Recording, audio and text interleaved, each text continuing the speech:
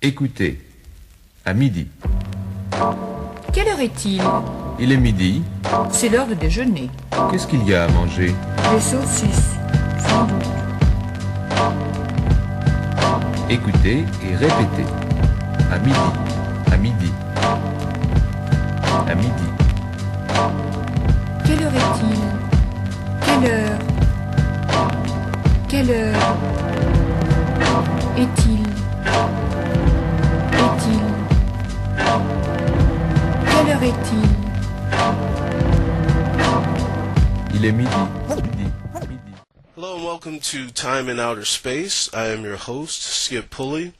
Joining me on this episode is Harold from thebibleandhistory.com. How are you today? I'm okay. What about yourself? Doing well, thank you. And I appreciate you coming down to be on this episode of the show.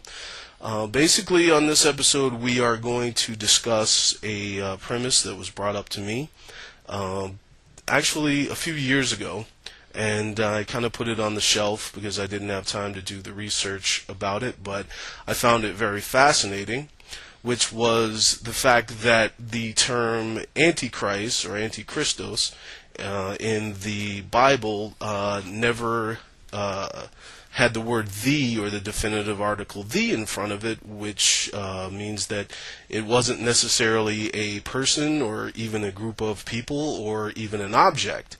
And that opened up the discussion for a lot of different possibilities on what that could possibly be. And we're going to talk about that a little bit today. So to start, basically just tell everyone what your background is in regards to theology and biblical study. My first religion course was at a school that required a year of religion, Livingston College, and that's really what got me started. Had to take Old Testament and New Testament, and it just made the Bible fascinating, like opened the seventh seal, as it were. Then I went into the military, and I read some good material that the chaplains turned me on to. And when I got out of the military, I matriculated at UNC Charlotte, and my minor was religion. And then from there, I went to Boston University School of Theology, where I received the Master of Theology, and applied and was accepted to the graduate school, and was doing a PhD in biblical and historical studies. And since then, I've done a number of things, but the Bible and the study of the Bible has always been at the core. Okay. What's the most fascinating aspect of what relates to the topic at hand? Let's say the New Testament in and of itself.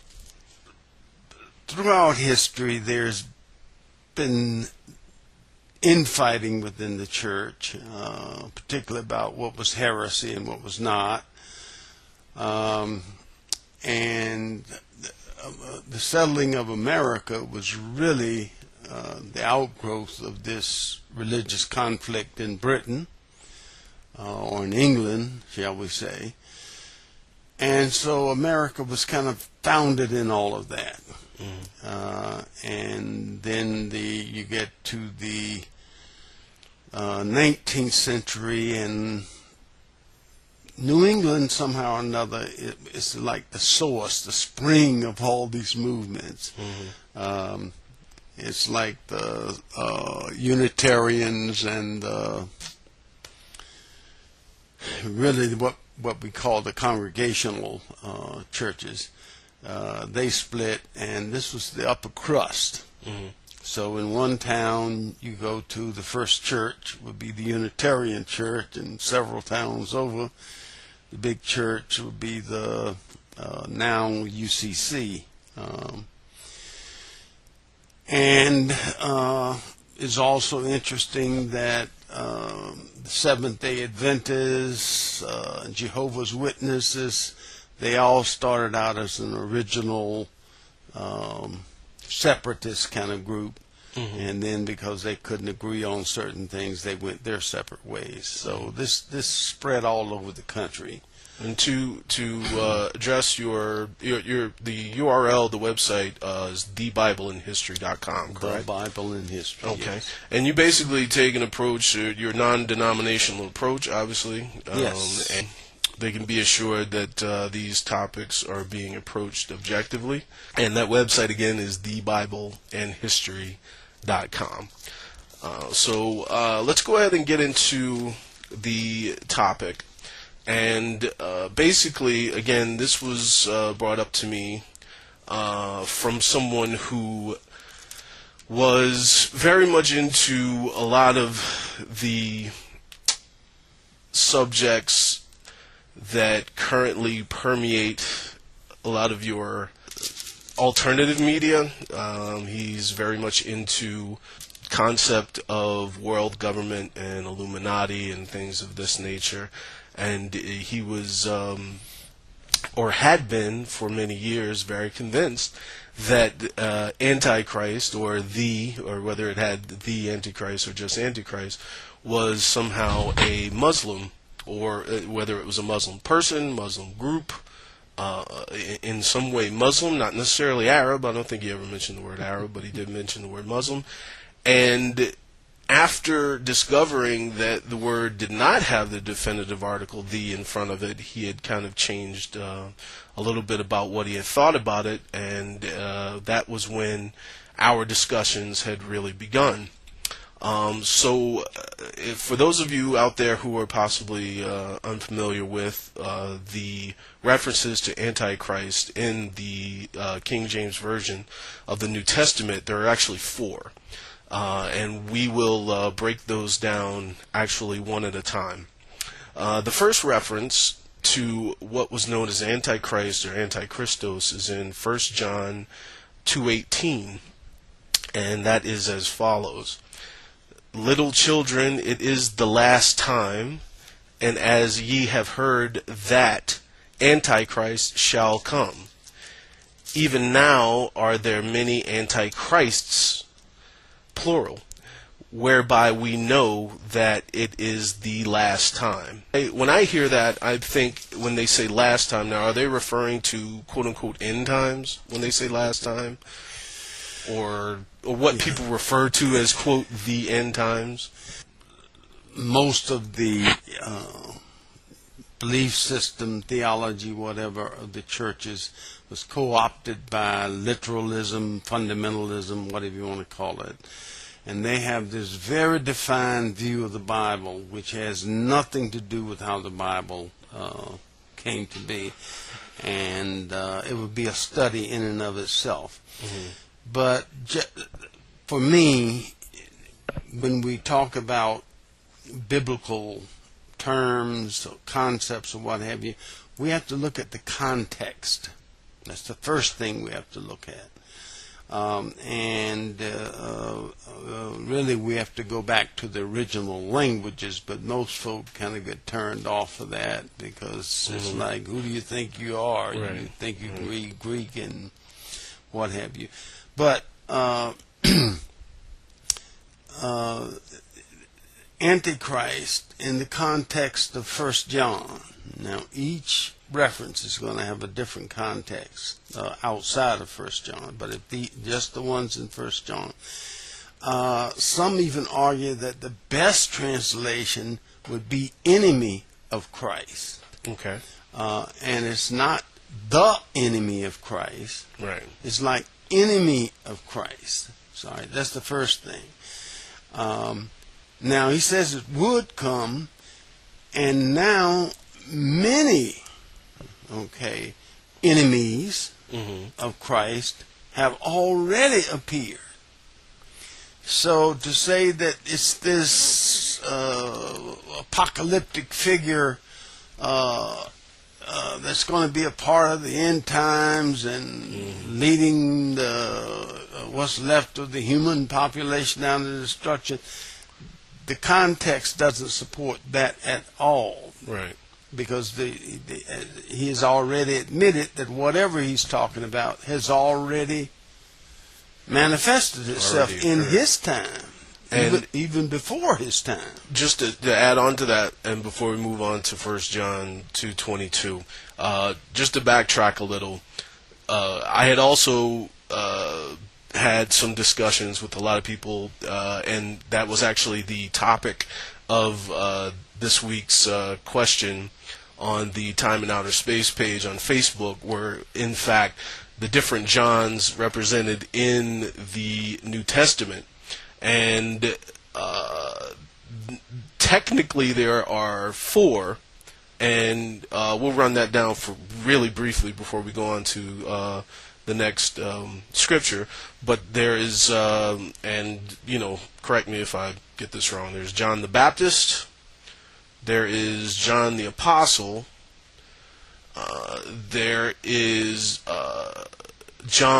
technically John Mark. Mark's first name is John, is that correct? Right. But he goes by Mark.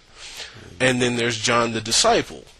Now, what I was always confused about when I was young and I would read about it, because I was told that John the Disciple and John the Apostle were the same John, but I don't think it makes that distinction. There's no way that could be. Okay. John and James were brothers. Right. And Jesus called them both at the same time. Mm-hmm. Jesus called them after he was baptized by John. We say John the Baptist, but really the better term would be John the Baptizer. Right.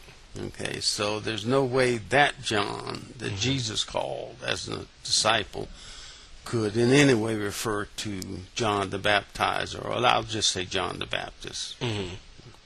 And but baptizer is more accurate because it's an active description. Yes. Whereas Baptiste would be a title, yes. which he never would have had. So no, I agree with you completely. I think baptizer is much more apt in this case. But let's go on to John 2:22 and stay on the antichrist topic, because I think that's really fascinating, especially the fact that if it is the enemy of Christ or Christos, it doesn't necessarily have to be multiple of the same thing. Enemy could be many different things that are manifesting themselves or may just be in existence. So it's not, that we were suggesting that enemy is a duplicate of just this one thing. You can have enemies of something that are completely separate and different entities. But we'll move on to 1 John 2:22, and that reads as follows: Who is a liar but he that denieth that Jesus is the Christ? He is Antichrist, that denieth the Father and Son. And 23 goes on and is as follows: Whosoever denieth the Son, the same hath not the Father. But he that acknowledgeth the Son hath the Father also, or as well. Okay. This is difficult for people to understand now, but so much of the writings of the New Testament are cryptic and therefore coded. Okay, in the sense that the passage we were speaking of earlier, the same writer, this is at 19 now, identifies these people used to belong to us or with us, or who were part of our group or fellowship, and then they left us. They strayed. They wanted to make it obvious, John says, that they weren't a part of us. So you could argue right there that these antichrists who came before, this whole group would be antichrist, because they broke off, split off from them and from what was the developing faith. Now, when we go down to 22,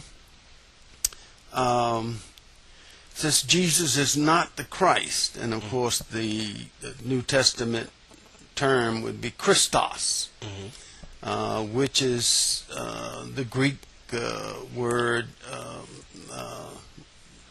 same word that for Greek as Mashiach or Messiah in the Old Testament. And it's interesting that the context that John uses it here wants to make a point that the Christos is the Mashiach. Okay? And this is where I was talking about coding and how you got to make that connection. And he says, so then the liar is the enemy or antichrist of Christos. He rejects both the Father and the Son. No mention of the Holy Spirit. Right. Okay? So what's in play here is the Father and the Son. And then his concluding point is, for whoever rejects the Son, okay, rejects the Father. But whoever accepts the Son has the Father as a part of the acceptance. So for those who are saying you need both Father and Son, what he's essentially saying, the only way it can come up is if you deny that the Son is a part of the Father. But if you accept the Son, then you have the Father. And it's because of concepts like this, because of this language, a lot of people want to say this writer is the same writer as the gospel writer. Right. Because the whole gospel is centered around that point, that if you've seen me, you've seen the Father. Right. And that's very, in my experience, atypical of what we would call country churches, down-home churches, small denominational churches. I think one of the first references when I was a child that I heard about John, and maybe it was Sunday school. You have these kind of memories that you go back to once you get older. Apart from John 3:16, which is the most famous scripture, thanks to football games and things of that nature. Probably one of the most misunderstood. Probably, exactly, one of the most misunderstood. But one of the things that I got from this entire John study was that how contrasting the verses are between John and the baptizer and the apostle and thus and so. And so I definitely agree that the authorship is for anyone who's ever even studied not just language. You don't have to study language. Anyone who's ever read books by different authors and recognizes different patterns of writing and different patterns of speech can probably see that. And as a child, I would always hear this the one phrase from Sunday school. And I can't remember, you would help me out with the actual scripture, but he who denies Jesus, the only way to get to heaven, to the Father, is through the Son. And that was a very elementary Sunday school, lesson from scripture. And as we read and analyze these scriptures from the author John, that definitely makes me think that a lot of that was cryptic. It was coded for something that people probably should have given more thought than just on the surface. And again, there are a lot of other factors in play, especially when you talk about what they call old-time religion, obviously, because people had, things of that nature that had a huge effect on the way that pastors delivered their sermons to their congregations and things like that. But that's what I take away from it, is that a lot of the things I heard as a child that seemed very concrete, actually now that I read them as an adult, they do seem to be a little bit more encrypted, as it were. And to go back to the Johns and the New Testament, it's often said that what Jesus and Socrates have in common is, and maybe the Buddha too, I don't know that much about Buddhism, is that they are at the center of movements, but they didn't write a word that we're aware of. Okay, so everything about the Jesus of history, as well as the resurrected Jesus, is commentary by someone else writing. The same is true of John the Baptist. We have recordings in terms of the record, primarily in Luke, of what his preaching was. Now, I don't know if it would be of interest to go into that or not, but it certainly explains his beheading a lot more than just his preaching against the adulterous relationship of the tetrarch. Right.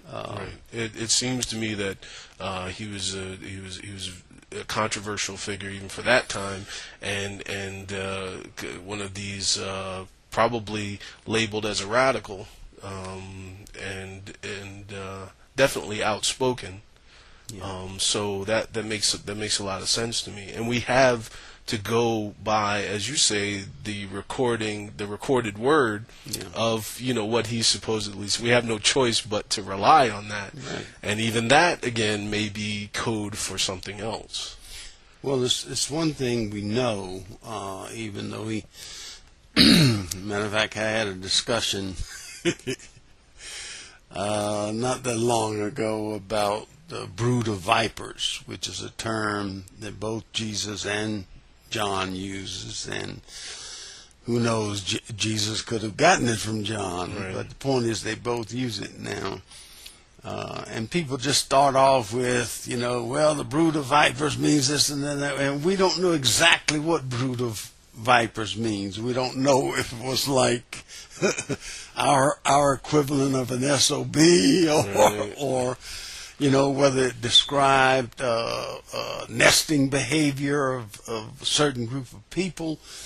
But it's obvious for both John and Jesus, the target is the Pharisaical system that was in bed with, or accommodation. They were accommodationists for the Romans. In other words, the Roman policy was, they owned the province, but they didn't want to run it. So they found somebody within the province to do it. And of course, this was the Sadducees, and they ran it through the temple, and the temple was the second temple and had connection with Solomon's temple, and even now, third temple, or the rebuilding of the second temple, and just going to throw that mosque right off the top.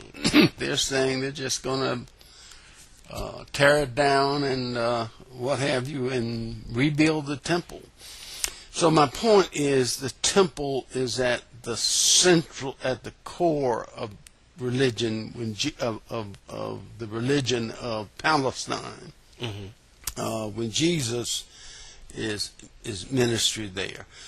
Most of the New Testament, if not all of the New Testament, was written after the destruction of the temple. But you still have these people who are tied to the temple. Now, the best comparison I can think of is after Japan surrendered, and the emperor was a god and was divine. but the conquering powers couldn't have that, so he was left as a figurehead. And so the population that had already grown up under that concept, the emperor was still this religious icon, and it's still even a deity. Right. But for those Japanese born after the occupation and the surrender and after the war and what have you, he's just the guy who is the figurehead. Yeah. And the real leaders of the country is the parliament. And so how does that relate to the actual the temple? Well, the temple is like the deity of the emperor. Okay. The temple is gone, but whatever it stood for and what have you, that gets carried over. Okay. And in time, it totally gets reshaped by what we call rabbinic Judaism. And in the New Testament, in the writings of, say, John and Hebrews in particular, makes the point that the temple is now replaced, that the resurrected Christ is the temple for the church, that the temple doesn't exist as a structure anymore, but now it exists as a reality. The physical spiritual center to a structure that no longer exists, but all of that spirituality has to be redefined in terms of the believing communities. And as I've said, that rabbinic Judaism went one way with the Talmud and then the Mishnah, and of course the New Testament is basically a Mishnah. Some people get really upset with me for this, but the early church, the scriptures were not the Old Testament, but what we call the Apocrypha now. Mm-hmm. Now, they held these writings that, for Gospels, for example, but there were more than 4. And as I said, there were a lot of documents, writings, circulating, but in 325 they decided which ones were going to go into the canon and which ones weren't. And that is definitely a topic in and of itself that I would love to get to at some point, because I've always been interested in the Gnostic Gospels.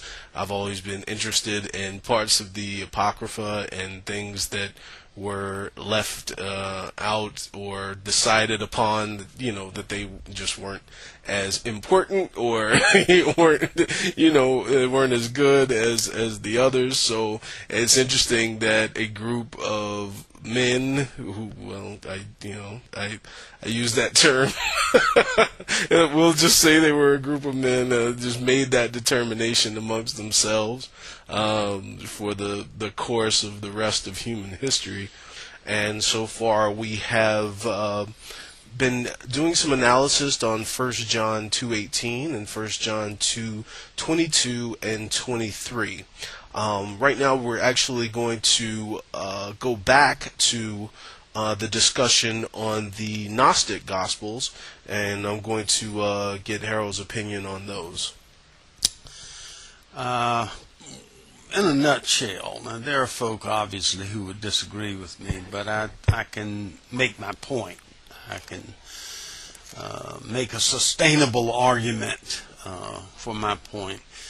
That there were basically 2 major influences on the writings and the life and what have you of the early church.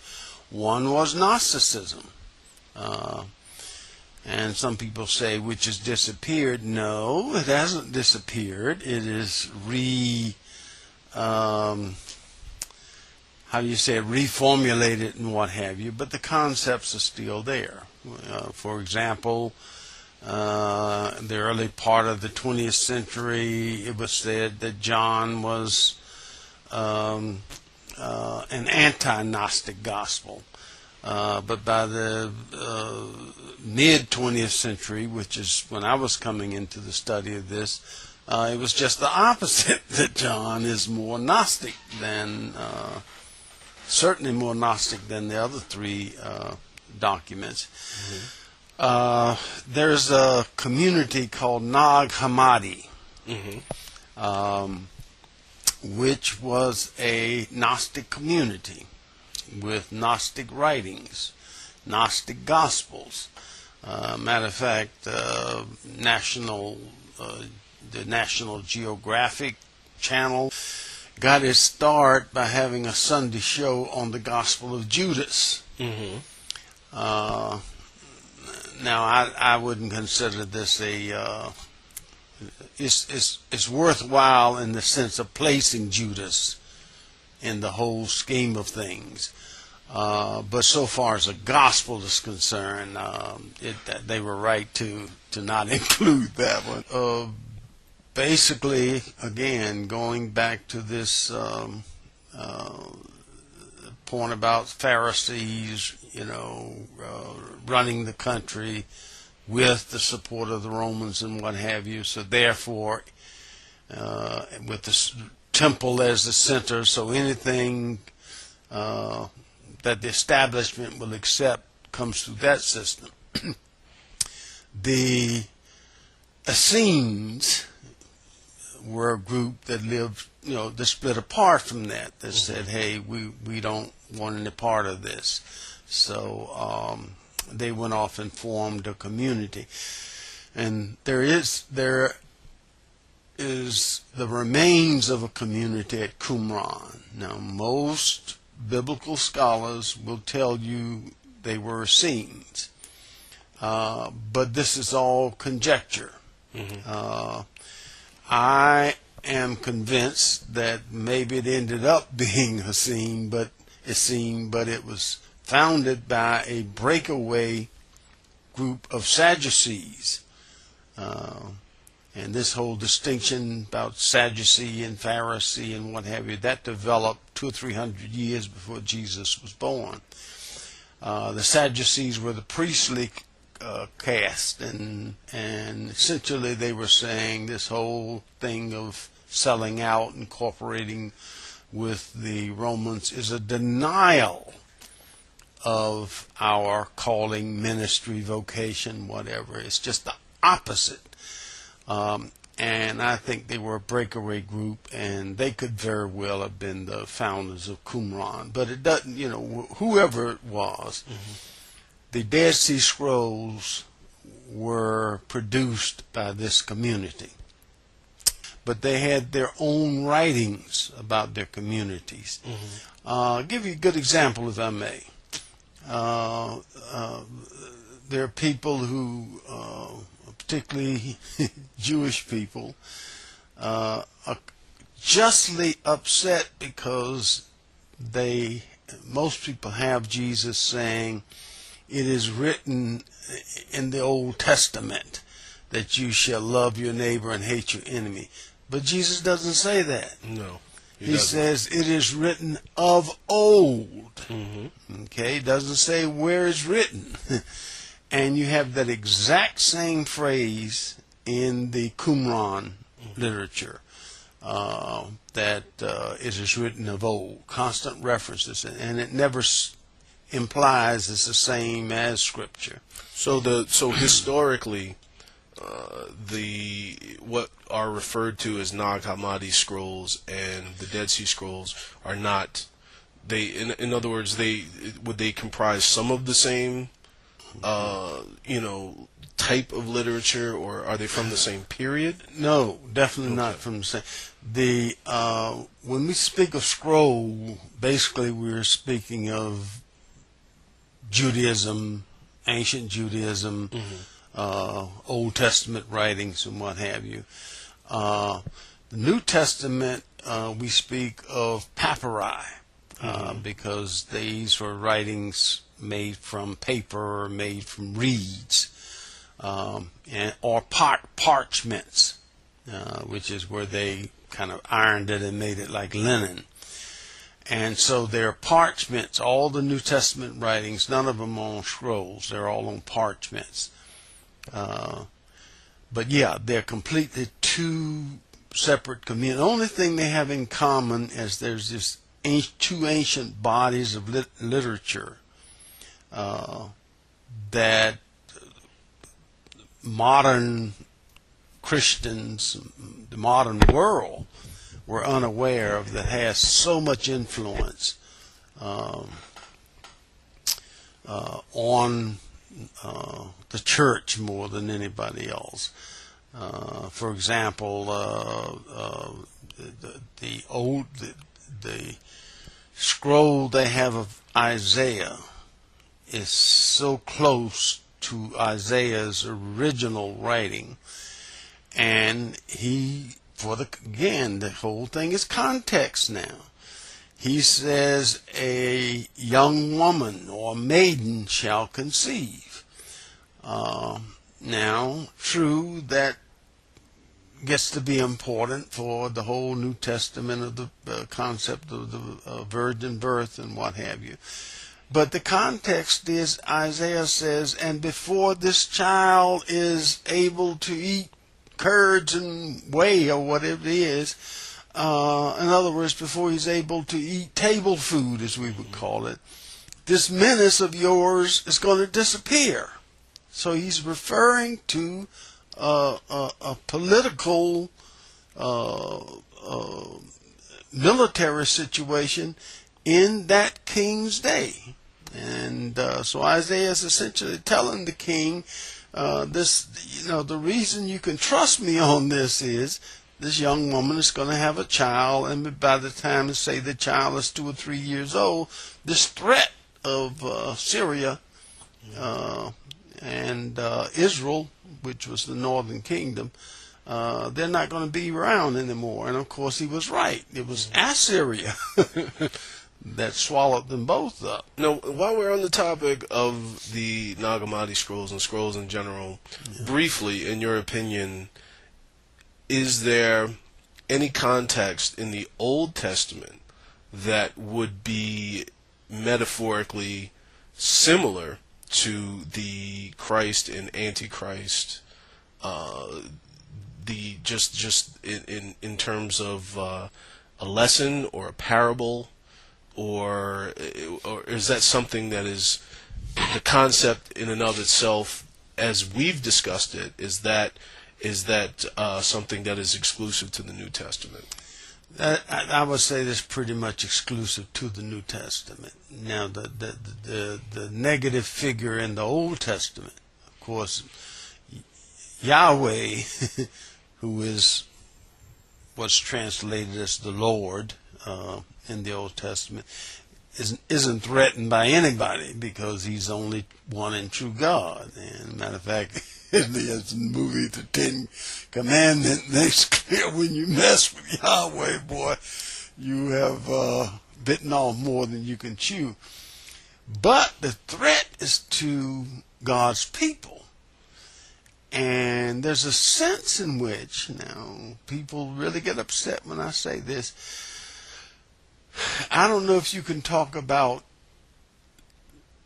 in the Old Testament sense, whether God needs, but if you listen to the language, it is clear that he just feels he can't exist without this community that he loves. But this community is constantly messing up, as we know, and they're worshiping idol gods and what have you. And the biggest one is, most people pronounce it Baal, other people pronounce it Baal,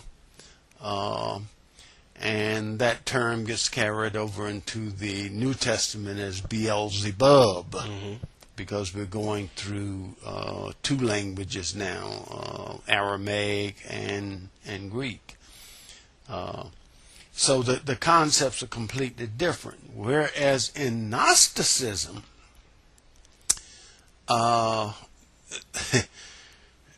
the concept that the one true God is very close to the ancient Jewish religion of Yahweh. Okay, but God is so pure. He lives in this realm of pure light and wouldn't have anything to do with this thing called creation. It's really kind of Aristotelian in that sense, that the whole physical world, physical reality was made by these gods called archons. And whereas the Adam and Eve story, you have the Adam story, and then Eve becomes a part of it in the Old Testament. But the original man for Gnosticism was this being of pure light. And God tells him, you know, I can understand you need to explore your environment, kind of like when a child starts walking. And I'm not going to tell you can't do it, but be careful. If you wander beyond a certain point, these archons are going to get you. And certainly enough, that's the fall in Gnosticism. The archons grab him, and they break him up into a zillion pieces, and then all these little pieces fall down through all this crap. Same notion in Buddhism, that you want to keep Christians say reincarnating till you become extinct. Well, if that's how they want to see it, but it's really get to the point you don't have to come back to this crap hole anymore. Right. All right. So that's kind of what Gnosticism has, the same view of the created order. But there's these little zillion pieces, each one fell into a human being.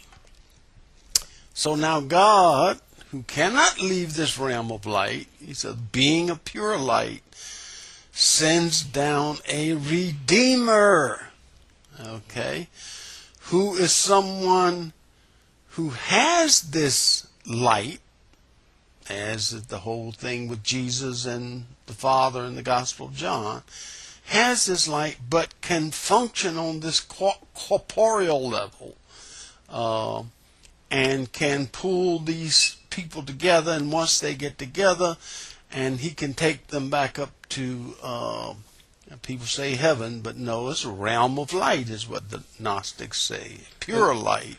Was it the same type of change in those times from the Gnosticism and the Old Testament writings that moved forward into the gospel? Did we experience something of that nature in modern times as well? And it's making this concept sort of unique to people who would, spread and propagate this concept of the end of the world, which I don't personally believe in, but you hear a lot of people say that. They talk about end times and end of the world, and which has been going on for quite some time now. But what do you think about that correlation, just as it relates to Christ and Antichrist being, as we've kind of established, just kind of unique to the New Testament? For me, it is rare to find a Christian or a church person or whatever, ever how you want to define it, who does not feel that Revelation is the most important book in the whole Bible. And that is so ironic, because going back to this canonization that took place with the 27 books included and all the rest of them being excluded, Revelation was the one that barely made it. Right. Like if there had been one vote the other way, it would have been excluded. Right. So, and Luther said, I've forgotten what he said, but Revelation wasn't worth the paper it was written on, or something like that. In the Eastern Orthodox community, which is essentially the religion of Constantinople, or the after Constantinople fell, then Eastern Orthodoxy, what we call Eastern Orthodoxy, took its place. Revelation wasn't accepted as a book of the New Testament until around 1000. Mm-hmm. So for the first 1,000 years in Eastern Christianity, which was much more enlightened, had interaction with the Islamic culture, and of course you know from say the 5th century until around the turn of the first millennium, that's where the culture, civilization, all the Enlightenment and what have you, all that comes from Islamic culture, but it influences Constantinople, which is now Istanbul, and really doesn't get around to the Roman Church until it comes in as a secular movement, which is what we call the Renaissance, which is literally renaissance, and which means rebirth. And now, before we get back to the Antichrist scriptures, speaking of Revelation, and going back to our discussion of John, do you think that that particular chapter, which we both agree barely made it into the Bible, I'm glad you mentioned that, which John do you think that was ascribed to, or which John do you think they're referring to? Because it is the Revelation as according to John, is that correct? Well, just looking at the writing, okay, those who want to argue that the gospel writer is the author of the Apocalypse, and the official title of Revelation is The Revelation to John on the island of Patmos. The Revelation, not plural, okay? But the writing, assuming it's written by one man, is some of the worst Greek, and I can say absolutely the worst Greek in the New Testament. Whereas the gospel writer's Greek is so close to classic Greek. I mean, it's still Koine, but it is so well written. To me, it's the Gospels as they are written in comparison or contrast to the Revelation. The Revelation almost reads like stereo instructions, or it almost, it's so, or how to put something together. It's technical, but on such a personable level. It's almost like, in fact, I have an even better example or metaphor. It's almost like when you're giving someone directions. And someone asks you, okay, how do I get to so-and-so? And you give them directions. You're going to try to make yourself understood to where that person can understand exactly what you're saying. You may not say it the way that you would normally say it if you were speaking to someone you know or someone you're familiar with, but you're going to try to make it understood. And in addition to that, it's going to be, extremely, without getting, too deep into it in terms of language, it's going to be extremely easy for this person to follow. In other words, and you're not going to get into specifics. You can't say, okay, go up to where this brown building where Old Man Jones's farm used to be and take a left, because that person doesn't know anything about that. So to me, or you don't want them to know, or you don't want, it's not none of their business where Mr. Jones's farm. It depends on who you are, right? And so for me, the Revelation reads almost in that way. It's almost like someone told someone that they had a vision or a dream, and this other person is explaining it to someone to where they can understand it, which is not going to be the greatest piece of literature under any circumstance. I mean, you would have to be Shakespeare to make that seem like it was something that would be, or you could go the other direction, like Mark Twain, and have it be kind of a parody of itself. So that's my take of it. The key to Revelation, matter of fact, when we were talking about comparisons, The closest comparison I can think of is to the slave songs. Now, people are still calling them Negro spirituals, but we know slaves weren't called Negro in the system, but only in the intellectual writings of the time. But they had to communicate to one another in a language that the master, the overseer, not only couldn't understand, but even if he had any inkling of understanding it, it was still coded to a specific situation. For example, deep river, Lord, my home is over Jordan. That is some kind of code for the Underground Railroad. Way down yonder all by myself, and I couldn't hear nobody pray, which means that I need somebody to be down yonder when I get there, because I'm going to be on the run. Okay. Revelation is the exact same thing. You have a community that's oppressed. Matter of fact, that's why there's so much reference to blood and gore. Some people say it was Nero. Other people say it was, I've forgotten the other emperor. We're not sure which one. But he was really trying to wipe out, not so much wipe out, but just get these folks to acknowledge the emperor as a god. You don't have to accept the rest of them, and you can understand why that's important. Because if you don't recognize the emperor as a god, then that's a real threat to the authority and power of the empire. And Revelation says, this whole notion of martyrdom, cut my head off. I'm not going to do it. So in comparison, would it be a fair assumption to make, or would it be a fair assessment of Revelation to John, which we both agree that was a different John? Yeah. Now, whether he was a John that had previously been mentioned, I'm not too sure about that.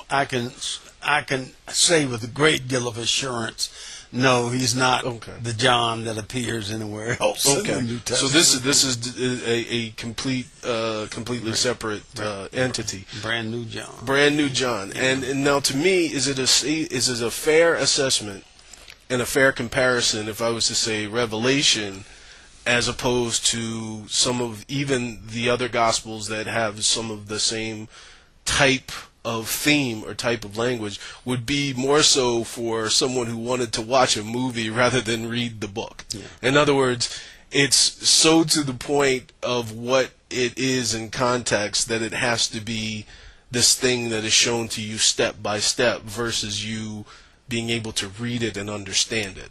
Okay. The light bulb just went off when you mentioned movie and what have you. That's exactly what Revelation is. It's like a science fiction show. So that's exactly what Revelation is. I'm giving you a message here, like the message to the 7 churches.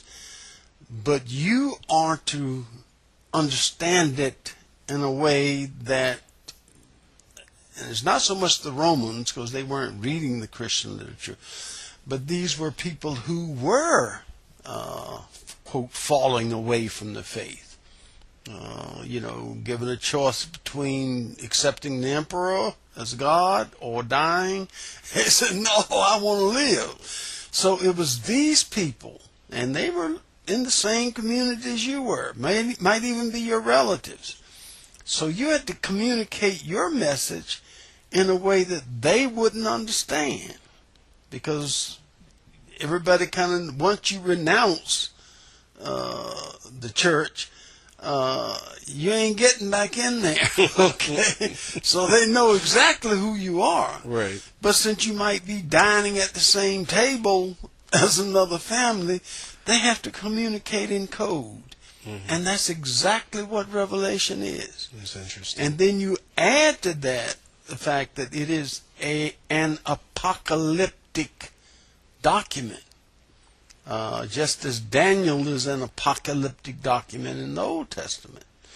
Now, there's apocalyptic material in other sections of the New Testament. For example, I don't know whether they're still calling it that or not, but back when I was studying at UNCC and in seminary, it was called the apocalyptic, the small apocalypse or the little apocalypse. And this is that material, same thing, in the Gospels that reflects the violence, the destruction of the temple, what happens to people when that happens. And of course we know how bloody it was. For example, the Roman horses often were covered in blood, as we know, up to their necks. So this part of the Gospels reflects that time, just as Revelation reflects this time when, to live meant you had to give up your life. I mean, to live a Christian, you had to die. Your head had to come off. Now that's a really good segue into the John scriptures. We're going to touch on that really quickly before the break, and I'm gonna read them both, and then you can give your opinion. So these next two scriptures are 1 John 4:3 and 2 John 1:7. And 1 John 4:3 is, "And every spirit that confesseth not that Jesus Christ is come in the flesh is not God," which I think, just as a side note, I think that wording in and of itself is extremely cryptic. Yes.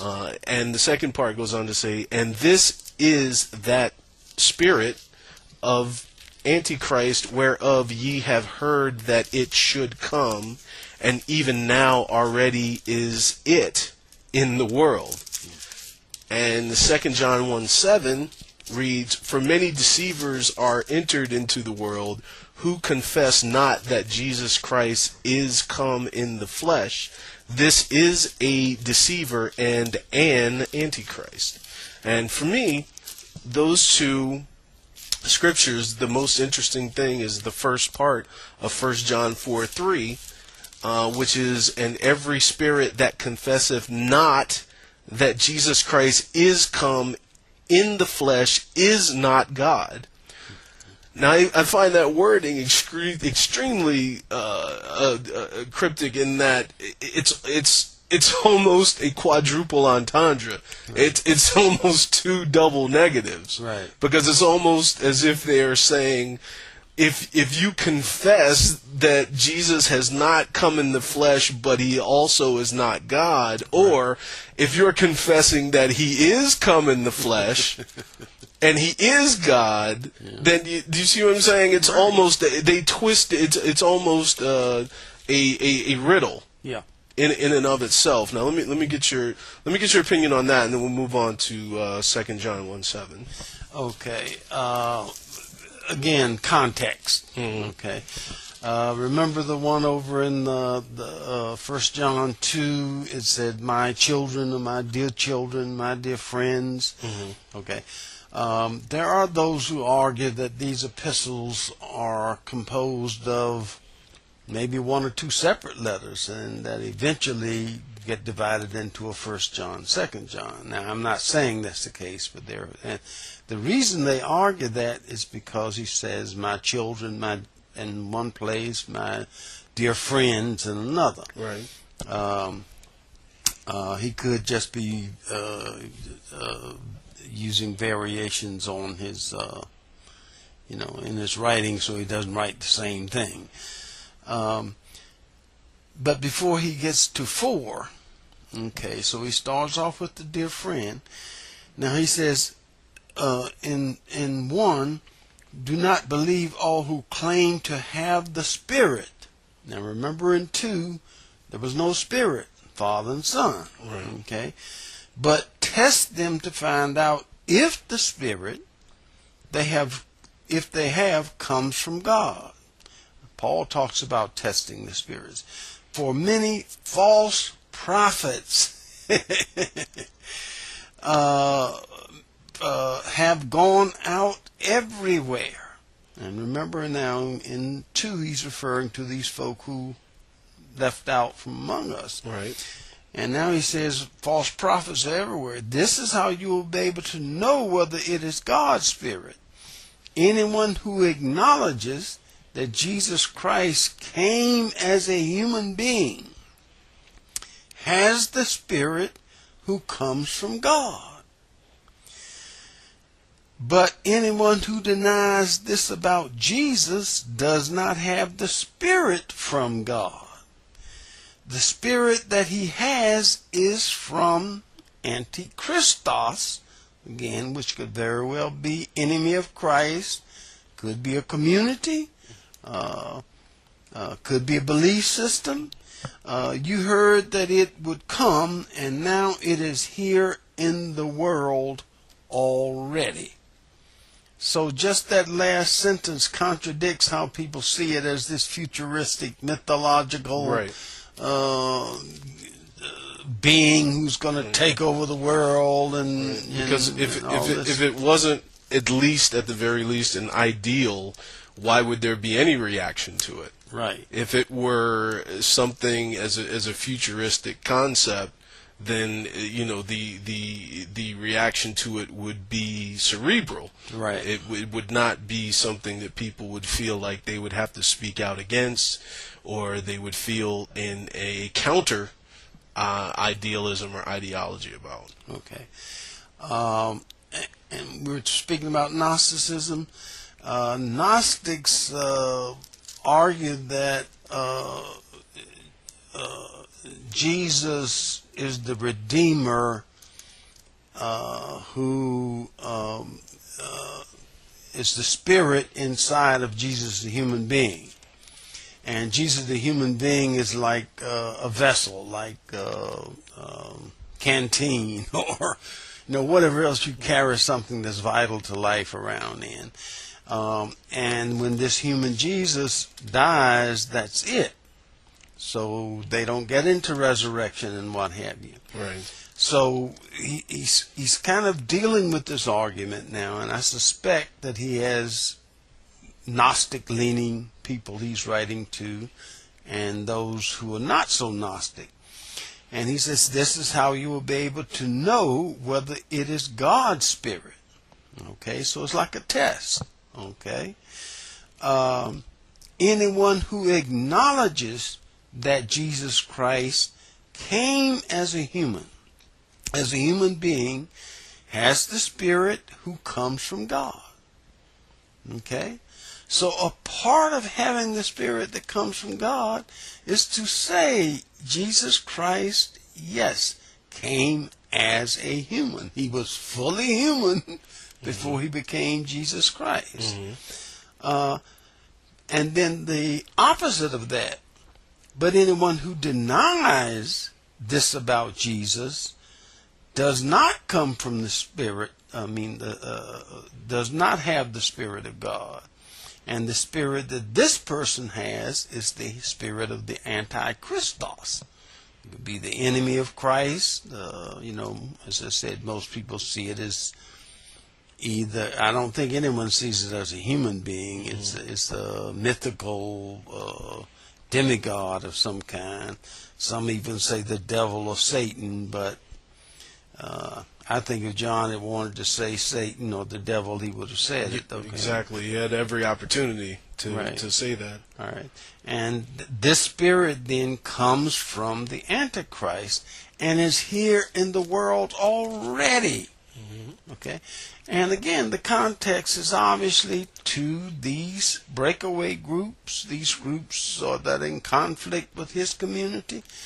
And he just is saying this is how we define ourselves.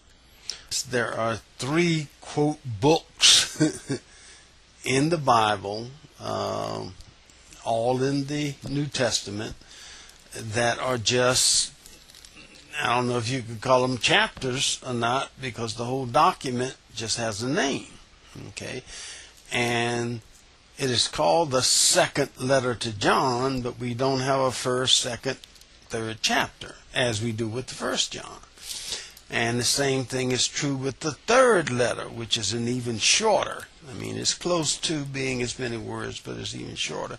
And that's followed by the book that I kind of call a pre-revelation, the book of Jude, which again is one chapter.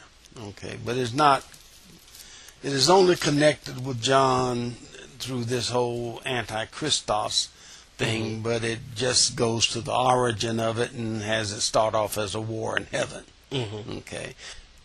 Many deceivers.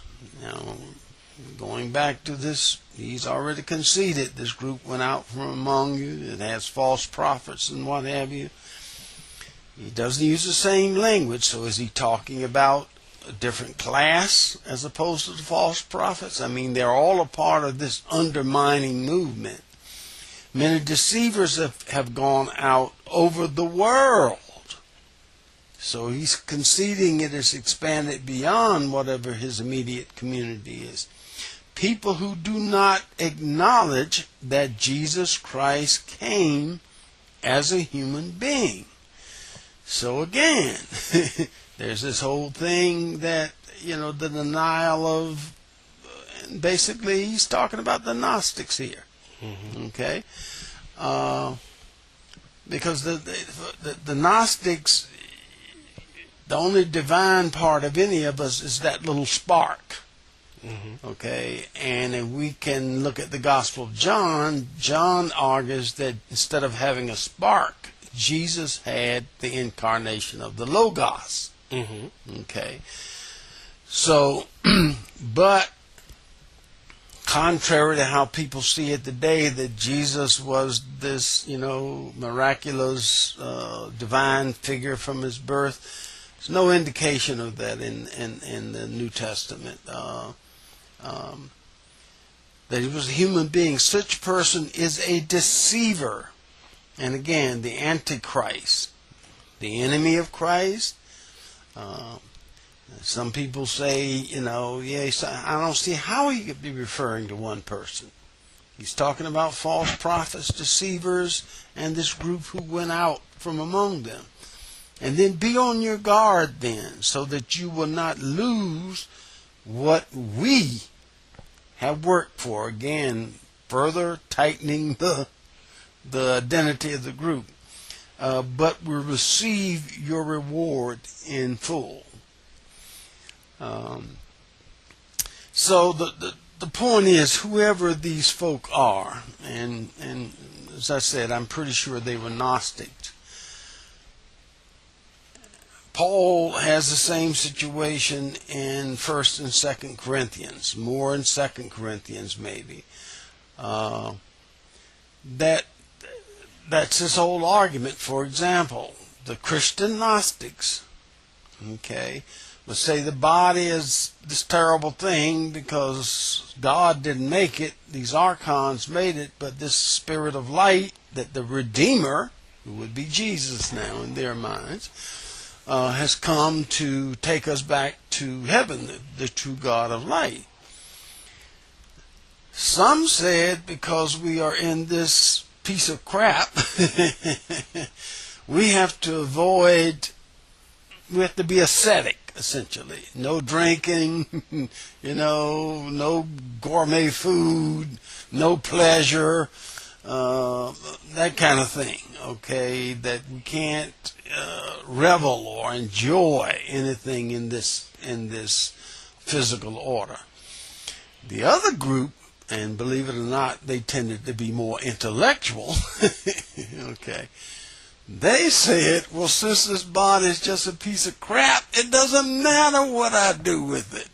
So I can sleep around, I can get drunk, I can, pig out at banquets, I can do whatever I want to do because this part doesn't belong to God. As a matter of fact, since God hates it so much, why should I worry with protecting it or what it does? And that's the same concept by which the Cathars had a lot of their beliefs, including it doesn't say that they were proponents of suicide, but they definitely didn't condemn it. Okay. And it was for much of those same reasons, because they saw the body, the flesh, is just a vehicle. It was just a shell, and the spirit's ascension was the most important aspect. Yeah. The influence of the Roman army in terms of the development of Christianity. Okay. Now, I won't go into some parts of that because it'd be difficult for some people to listen to. But one thing we do know, that as the church grew, more and more middle class, wealthy Romans joined the church. Now, they may have remained a part of whatever they were before, but their real religion, their real conviction, was going down at night and worshiping with these Christians in the catacombs. So as that happened, these more primitive, and I don't mean primitive in the sense of early, primitive notions of Christianity, like once you joined the church, you had to sell everything that you had, and you turned it over to the apostles, and it was distributed according to need. And most people who understand this era of the church point out often that it was the most effective communist community that has ever identified itself as such.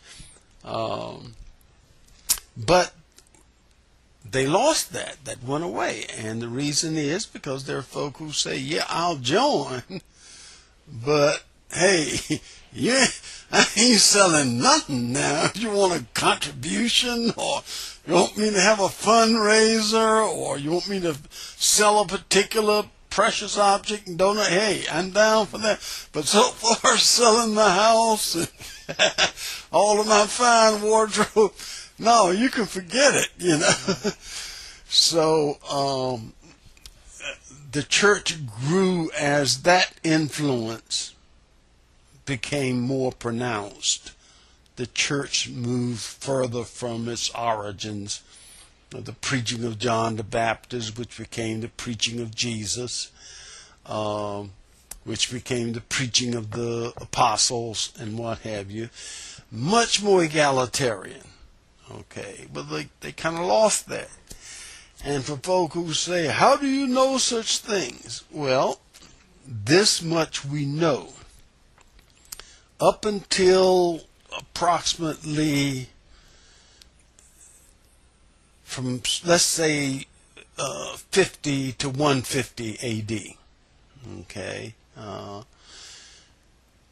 the clerics, the preachers, the apostles, okay, were about 50% male and 50% female. Okay, and women are frequently listed as leaders in the church that meets in this particular woman's house. And so we know she wasn't just a host, so she had to be a leader. Mm-hmm. After 150, when the Romans start coming in, it becomes more male. And by the time of the weakening of the Roman Empire, really 325, when I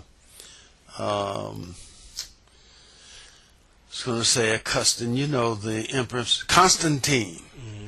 When Constantine, people see him as this most people see him as this figure who saw the cross and says, conquer in my name and what have you, and led the empire from.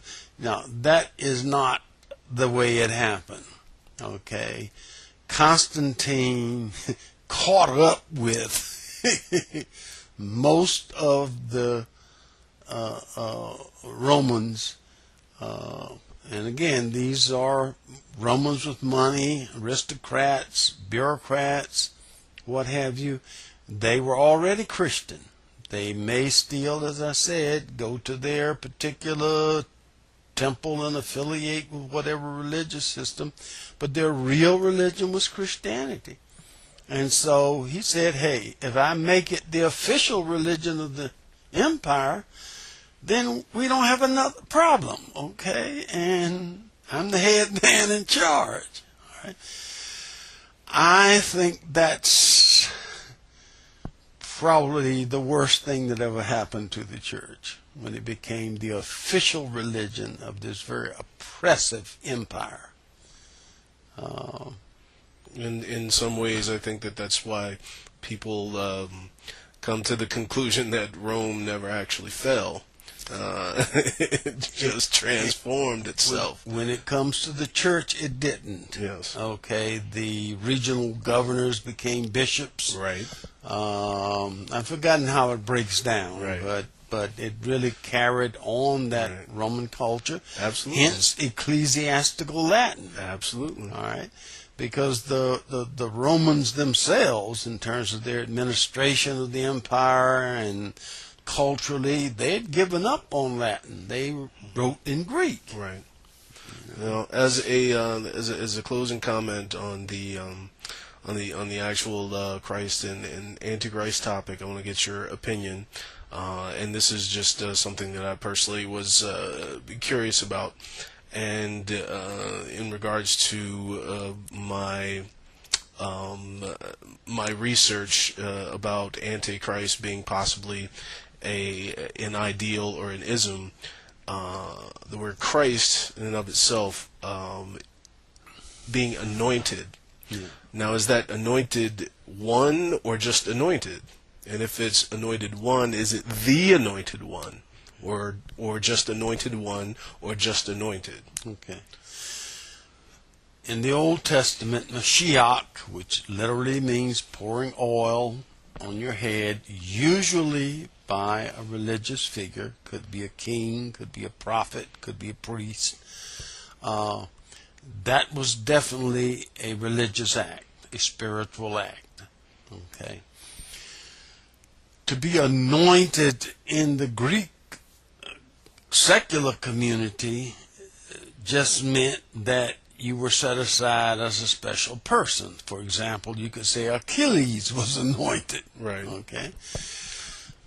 So Christians then had to carry this concept from Judaism of the anointed one over to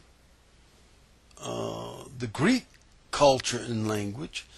So they really spiritualized anointed one. As they spiritualized the word angelos, which basically just means messenger. Like when a king sent word to another king, he used an angelos. But it was spiritualized to be a being from God. Same thing with apostolos. All apostle means is like an ambassador. Okay? And if, anybody could be an ambassador, if the king or the elite appointed you to be one. And matter of fact, as we know, just as in our day, ambassadors are really kind of what holds society together, because, he's my man. The king is saying, this guy represents us, So what would you think if someone suggested that Christos being anointed and saying the term Jesus, the Greek being Jesus, Christ, Jesus Christos, being the same almost as saying Julius Caesar, in that Caesar was the object or the title and Julius just happened to be that particular person? Right. When Caesar is introduced, and as you said, it's much more of a title, or title that goes with the family. He's not called Caesar; he's called Gaius, Right. which was his name. Right. Gaius Julio, and then Caesare. He's from the family of Julio, and but until he became the big man that he was just Gaius. Seemed to be ambitious, but hey, it's like, yo, Gaius. Okay. Christ, Jesus, And see, this is the other thing that's difficult for most people to understand. The first written material in the New Testament is not the Gospels, even though we can understand why they come first, because they're telling us about Jesus. The first written material is Paul is the first writer. Mm-hmm. And so he's very familiar with Christos, the anointed one. Not so much from a secular context, but from this religious context. For the Gnostics, this Redeemer who comes down from heaven is the anointed one. For certain of the religious sects in the what they call the Greco-Roman culture, there were anointed ones. So he makes the point that, yeah, since you understand what anointed one means, I got the right one for you. And Paul knows, I can't say what Paul knows. Paul writes nothing about the historical Jesus. Exactly. Everything he writes is about the resurrected, therefore anointed Christ. So I'm saying there was a whole body of concepts and a whole category that he could draw on that people would understand exactly what he was saying when he said Jesus the anointed one. Right. And that is a perfect segue, as next month's topic will be the study of Paul. Okay. So I definitely look forward to having you back for that. I look forward to being here. And thank you so much, Harold, for joining us. Again, you can read Harold's blog on thebibleandhistory.com. Now, is the blog itself? The blog is thebibleandhistory.com/blog. The website is thebibleandhistory.com. Okay, so be sure to visit that, and you can read more about his studies and his research. Harold, thank you for joining us, as always. You are listening to Time in Outer Space. I am Skip Pulley.